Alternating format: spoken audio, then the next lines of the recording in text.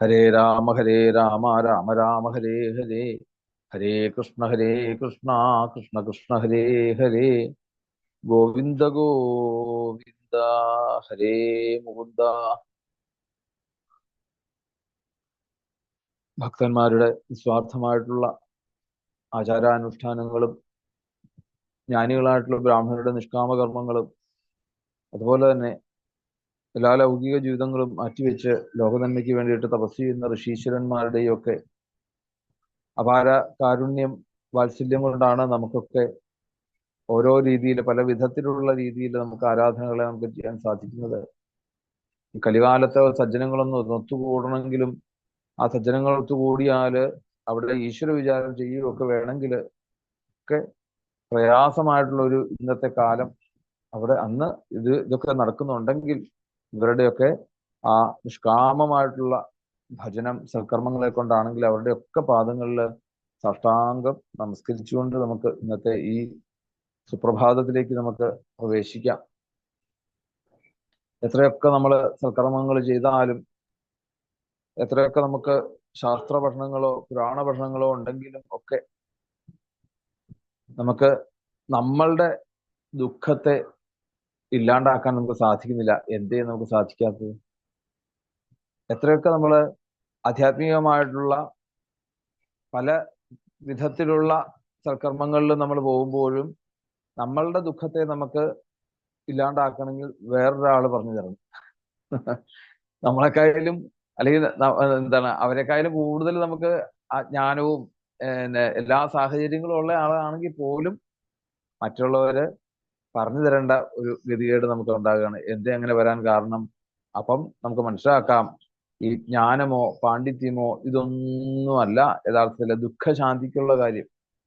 ദുഃഖശാന്തിക്ക് എന്താ വേണ്ടത്? ശരിക്ക് ഉറച്ച ഒരു തീരുമാനമാണ് അല്ലേ? ആ ഉറച്ച തീരുമാനം എന്താ വേണ്ടത്?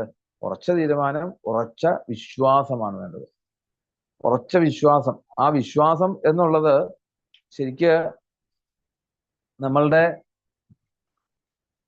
ഉള്ളിലുള്ള ഈശ്വരനാണ് തന്നെ കൊണ്ട് ഇതെല്ലാം ചെയ്യിപ്പിക്കുന്നതെന്ന് വിചാരിച്ചാൽ നമുക്ക് ഏറ്റവും എളുപ്പമുള്ള മാർഗം അതാണ്.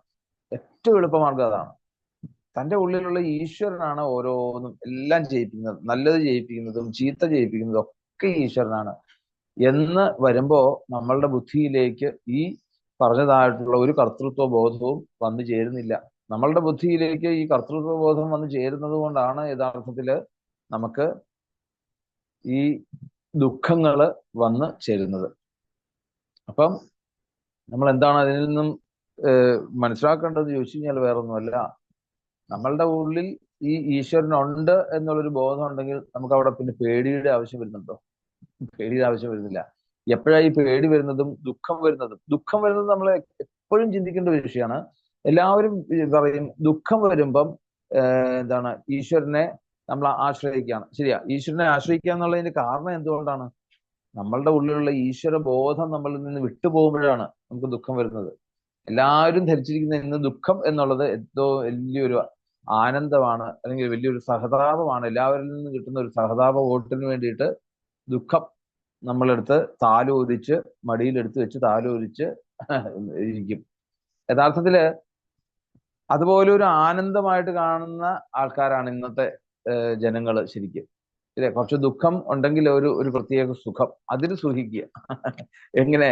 മറ്റുള്ളവരുടെ സഹതാപം വോട്ട് തേടിക്കൊണ്ട്, അല്ലെങ്കിൽ അവരുടെ ഈ സാന്ത്വന വാക്കുകൾ കിട്ടാൻ വേണ്ടിയിട്ട് നമ്മൾ ദുഃഖങ്ങൾ സ്വീകരിക്കുക. എന്തിനാ? അതിന്റെ ആവശ്യമില്ല ശരിക്കും. നമ്മളുടെ ഉള്ളിലെ ഉറച്ച ഒരു വിശ്വാസം, നമ്മളുടെ വിശ്വാസം ഇല്ലാതെ വരുമ്പോഴാണ് ദുഃഖത്തിന് കാരണമാകുന്നത്.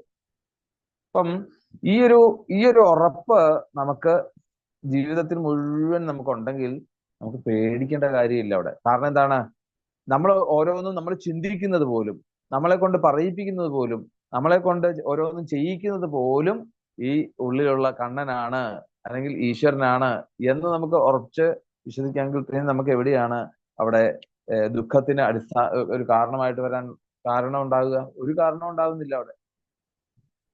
ഈ ഒരു സത്യത്തിലേക്ക് നമുക്ക് എത്തിച്ചേരുക എന്ന് പറഞ്ഞാൽ എളുപ്പമല്ല. പക്ഷേ ഓരോ പ്രാവശ്യവും നമുക്ക് ചിന്തിക്കാം, ഞാൻ എന്തിനിങ്ങനെ ദുഃഖിക്കുന്നു? ഇതെല്ലാം വരുത്തി വെച്ച ആള് തന്നെയല്ലേ എന്ന് നമ്മൾ പറയാറില്ലേ? അല്ലെ? എല്ലാം നമ്മളെ കൊണ്ട് ചെയ്യിക്കുന്നത് ആ ഈശ്വരനാണ് എങ്കിൽ എന്തേ നല്ലത് ജയിച്ചുകൂടാ? ഇനി നല്ലതല്ല ചീത്തയല്ല എന്ത് ജയിച്ചാലും എന്താ ഇത്, എന്ത് ചെയ്യിച്ചാലും അത് ആർക്കായാലും ദോഷം അല്ലെ? രുക്മിണി ദേവി തുറന്നു ചോദിക്കാൻ കാരണം അത് തന്നെയാണ്. കുറുക്കന് വേണ്ടിയിട്ട് വെച്ച ആ ആ, എന്താണ് എര, അത് അല്ലെ, സിംഹത്തിന് വേണ്ടിയിട്ട് വെച്ച എര അത് കുറുക്കൻ കൊണ്ടുപോയതെന്ന് ആർക്കാ ദോഷം? സിംഹത്തിന്റെ ദോഷം, നമുക്ക് ദോഷമൊന്നുമില്ല. അപ്പം വേണ്ടത് വേണ്ട പോലെ അത് ചെയ്യുന്ന ആരാണോ ആ കണ്ണനെ എപ്പോഴും നമ്മുടെ മനസ്സിൽ ആളുണ്ട് എന്നുള്ളൊരു ബോധം നമുക്കുണ്ടായാൽ മതി. അപ്പൊ പിന്നെ നമുക്ക് പേടിയുടെ ഒരു ഇതും വരുന്നില്ല അവിടെ. ഈ പേടി വരുന്നതൊക്കെ നമുക്ക് വിശ്വാസം കുറയുമ്പോഴാണ് പേടി വരുന്നതും. അതുപോലെ തന്നെ ദുഃഖങ്ങൾക്ക് കാരണം ഒക്കെ ഈ വിശ്വാസത്തിന്റെ ഇതാണ്. അത് നമുക്ക് മാറണമെങ്കിൽ ഇത് ഉറപ്പിച്ചേ പറ്റൂ. നമ്മളുടെ ഉള്ളില് ആ കണ്ണൻ അല്ലെങ്കിൽ ആ ഒരു ബോധസ്വരൂപനാണ് പലതും നമ്മളെ കൊണ്ട് നടത്തിക്കൊണ്ട് പോകുന്നത് എന്നുള്ള ഒരു സത്യത്തെ നമുക്ക് ഉറപ്പിക്കാൻ സാധിക്കണം. ആ ഉറപ്പ് എവിടെയാണ്? ഈ എന്താണ് നിഷ്കപടമായിട്ടുള്ള നിഷ്കളങ്കമായിട്ടുള്ള സത്യം. അതാണ് നമുക്ക് പലതും ഇപ്പം ധാർമ്മികമായിട്ടുള്ള പല കാര്യങ്ങളും നമ്മൾ അധാർമികതയിലൂടെ നമ്മൾ ചിലപ്പോൾ ചിന്തിച്ചെന്നിരിക്കാം. അധാർമികതയിലൂടെ നമ്മൾ നാവിൽ നിന്ന് വാക്കുകൾ സംസാരിച്ചെന്നിരിക്കാം. അധാർമികതയിലൂടെ നമ്മൾ ചിലപ്പോൾ പ്രവൃത്തിയിലേക്ക് നമുക്ക് എത്തിയെന്നിരിക്കാം. അവിടെയൊക്കെ എന്താണ് യഥാർത്ഥത്തില്? അതിനെയൊക്കെ ഒന്ന് ഈശ്വരനോട് ചേർത്ത് വെക്കൂ. ഈശ്വരനോട് ചേർത്ത് വെക്കുമ്പോൾ അതൊക്കെ ധാർമ്മികമാകുകയാണ്. ഇല്ലേ? ഇന്ന് നമ്മൾ കപിലോപദേശത്തിലൊക്കെ നമ്മൾ കേട്ടു. കപിലോപദേശത്തിലും ഒക്കെ നിമി നവയോഗി സംവാദത്തിലൊക്കെ നമ്മൾ കഴിഞ്ഞ സപ്താഹത്തിൽ കേട്ടു. ഈ ഗുണങ്ങൾ നമ്മളുടെ ഉള്ളിൽ എപ്പോഴും ഉള്ളതാണ്. നമ്മളുടെ ഉള്ളിലുള്ളതാണ് ഈ പറഞ്ഞതായിട്ടുള്ള ഈ സത്വഗുണം, രജോ ഗുണം, തമോ ഗുണം. അപ്പൊ തമോ ഗുണം നമ്മളിലേക്ക് കൂടുതലായിട്ട് നിൽക്കുന്ന സമയത്ത് നമ്മളുടെ ഉള്ളിൽ നിന്നും പല വിധത്തിലുള്ള അധാർമികമായിട്ടുള്ള പലതും ചിലപ്പോൾ വന്നെന്നിരിക്കും. അപ്പോഴൊക്കെ നമ്മൾ എന്ത് തരണം? ഇതൊക്കെ ഞാനല്ല, ഇതൊക്കെ കണ്ണൻ ആണ് നടത്തുന്നതെന്ന് വിചാരിച്ചു കഴിഞ്ഞാൽ നമുക്ക് അതിൽ നിന്ന് രക്ഷപ്പെടാൻ സാധിക്കും. അല്ലെങ്കിൽ ആ അധർമ്മം ധർമ്മമായിട്ട് മാറുന്നത് ഭഗവാനോട് ചേർന്നിരിക്കുമ്പോൾ അത് ധർമ്മാകുകയാണ് അവിടെ. അപ്പൊ എന്താണ് ധർമ്മം എന്ന് പറഞ്ഞു കഴിഞ്ഞാല്? ധർമ്മം എന്ന് പറഞ്ഞാൽ ഭഗവാൻ എന്ന് പറയുമ്പോഴേക്കും ഈ പറഞ്ഞതായിട്ടുള്ള യാതൊരുവിധ കാപട്യവും ഇല്ലാതെ ശുദ്ധമായിട്ടുള്ള മനസ്സോടുകൂടി നമുക്ക് അത് ചെയ്യുമ്പം അതെല്ലാം അത് ധർമ്മമായിട്ട് വരിക. അപ്പം നമ്മൾ ചെയ്യുന്ന പ്രവർത്തികളിൽ പോലും, നമ്മളുടെ വാക്കുകളിൽ പോലും, നമ്മളുടെ മനസ്സിൽ പോലും ഈ ശുദ്ധത കൊണ്ടുവരണം എന്ന് പറയാൻ കാരണം വെച്ചാൽ നമ്മൾ മറ്റൊരാളെ കുറിച്ചുള്ള ഒരു നിരീക്ഷണങ്ങൾ പോലും ശുദ്ധമാകണം. അല്ലെ? നിരീക്ഷണങ്ങൾ പോലും ശുദ്ധമാകണം. നമ്മൾ വിചാരിക്കും നമുക്ക് പലരെ കുറിച്ചും നമുക്ക് രണ്ട് അഭിപ്രായങ്ങൾ ഉണ്ടാവും. രണ്ട് അഭിപ്രായങ്ങൾ പറഞ്ഞാൽ ഒന്ന് പോസിറ്റീവായിട്ടും ഒന്ന് നെഗറ്റീവായിട്ടുണ്ടാവും. നമ്മൾ ഈ നെഗറ്റീവായിട്ട് മുഴുവൻ അങ്ങോട്ട് പറയുമ്പോൾ ഉണ്ടല്ലോ, ആൾക്കൊന്നും സംഭവിക്കുന്നില്ല. ഈ ആരെ കുറിച്ചാണ് പറയുന്നത് ആർക്കൊന്നും സംഭവിക്കുന്നില്ല. പക്ഷെ സംഭവിക്കുന്ന മുഴുവൻ ആർക്കാ? നമ്മളുടെ മനസ്സിൽ മുഴുവൻ നിറച്ച് നിറച്ച് നിറച്ച് കൊണ്ടുവരിക നമ്മളിപ്പോ അവിടെ. അങ്ങനെ നിറച്ച് നിറച്ച് നിറച്ച് കൊണ്ടുവരുമ്പം അതാണ് പിന്നീട് അസുഖങ്ങളായിട്ട് മാറുക, ദുഃഖങ്ങളായിട്ട് മാറുന്നതൊക്കെ അതാണ്. അതിന് പകരം നമുക്ക് ഒരു കല്ലിനെ കണ്ടാലും അല്ലെ, ഒരു മൃഗങ്ങളെ കണ്ടാലും ഒക്കെ നമുക്ക് എത്ര നല്ല രീതിയിൽ അതിനെ നമുക്ക് അവിടെ വർണ്ണിച്ചെടുക്കാൻ സാധിക്കും. അല്ലെ? ഭഗവാനോട് ചേർത്തിരിക്കുമ്പോൾ ഇതിനൊക്കെ സുന്ദരമാണ്. ആർക്കാ സൗന്ദര്യം ഇല്ലാത്തത്? ജീവിതത്തിൽ എല്ലാത്തിനും സൗന്ദര്യമുണ്ട്. എന്തേ സൗന്ദര്യം ഉണ്ടെന്ന് പറയാൻ കാരണം സൗന്ദര്യോത്തരതോപി സുന്ദരതരം ആയിട്ടുള്ള കണ്ണനല്ലേ എല്ലാവരുടെ ഉള്ളിലും ചരമായിട്ടുള്ളതും അചരമായിട്ടുള്ള വസ്തുക്കളുടെ ഉള്ളിലും ഒക്കെ ഉണ്ടെങ്കിൽ അവർക്കൊക്കെ സൗന്ദര്യമുണ്ട്. അവർക്ക് അവരുടേതായിട്ടുള്ള വ്യക്തിത്വമുണ്ട് അവിടെ. നമുക്ക് അതിനെ കാണാൻ സാധിക്കുമെങ്കിൽ അവിടെയാണ് നമ്മളുടെ ഈ ജീവിതത്തിലെ വിജയം ഉണ്ടാകുന്നത്.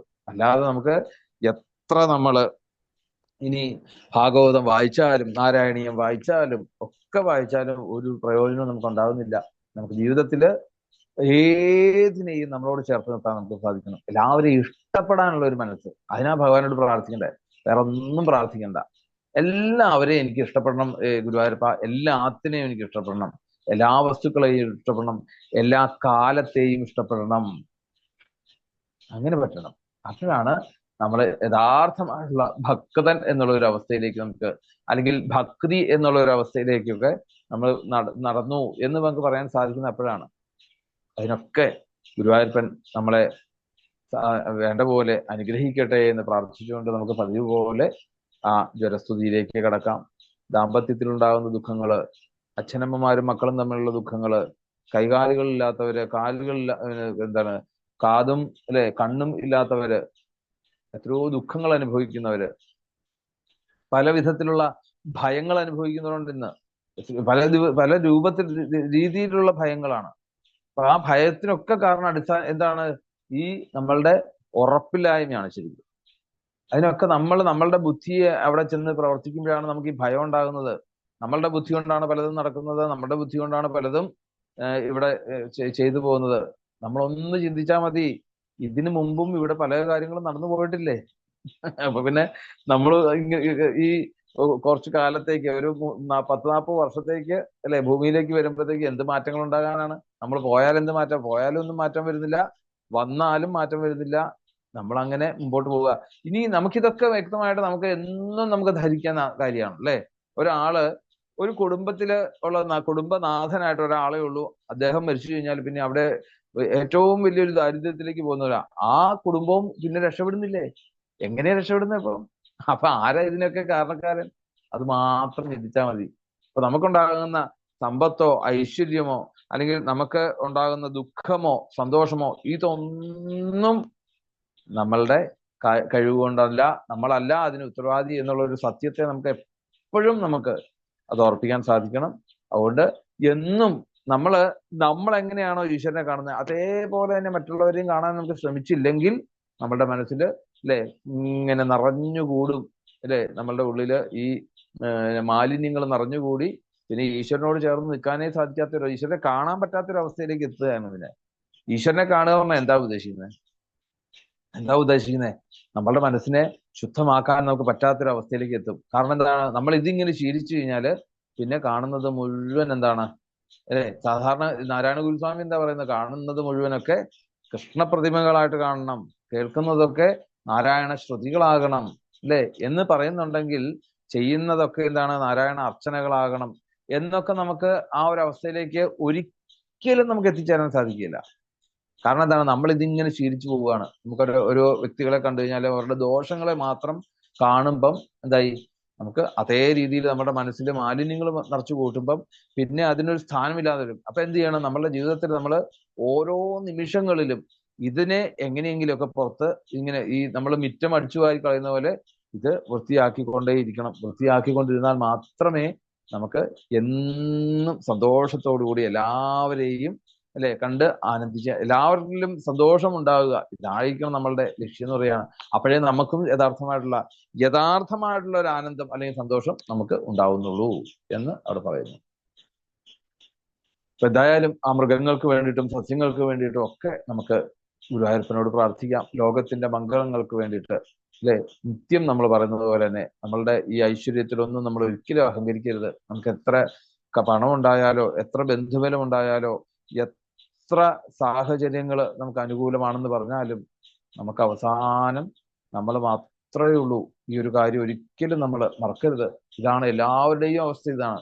അപ്പൊ അതുകൊണ്ട് അത് നമ്മളെ കൊണ്ടു നടക്കുന്ന ആ ഈശ്വരൻ എല്ലാവരെയും എല്ലാ അമംഗളങ്ങളും ലോകത്തിന്റെ അമംഗളങ്ങളെയൊക്കെ ഇല്ലാണ്ടാവട്ടെ എന്ന് പ്രാർത്ഥിച്ചുകൊണ്ട് നമുക്ക് എല്ലാവർക്കും ആ ഭാവത്തില് ഒരേ സ്വരത്തില് ആ ജ്വരസ്തുതി ചൊല്ലി ഭാഗവത്തിലേക്ക് പ്രവേശിക്കാം.